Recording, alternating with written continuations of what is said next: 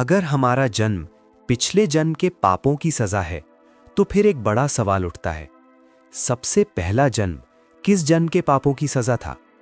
क्योंकि अगर हर जन्म किसी पिछले जन्म का रिजल्ट है, तो फिर ये चेन कब और कहां से शुरू हुई? हिंदू फिलॉसफी में इस कॉन्सेप्ट को कर्मा और रीबर्थ कहा जाता है। इसके हिसाब से आत्मा अमर होती है और वो एक शरीर छोड़कर दूसरे शरीर में जन्म लेती है। हर जन्म में किए गए अच्छे और बुरे कर्म अगला जन्म डिसाइड करते हैं। लेकिन फिलोसोफर्स कहते हैं ये साइकिल एक्चुअली अनादि है, मतलब इसका कोई बिगिनिंग नहीं है।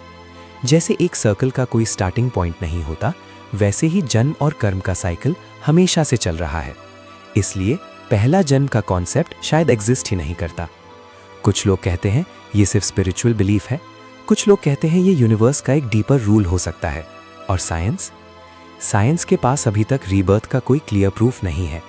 लेकिन एक बात पक्की है, ये सवाल इतना डीप है कि हजारों सालों से लोग इस पर सोच रहे हैं। पर असली मिस्ट्री अभी भी वही है।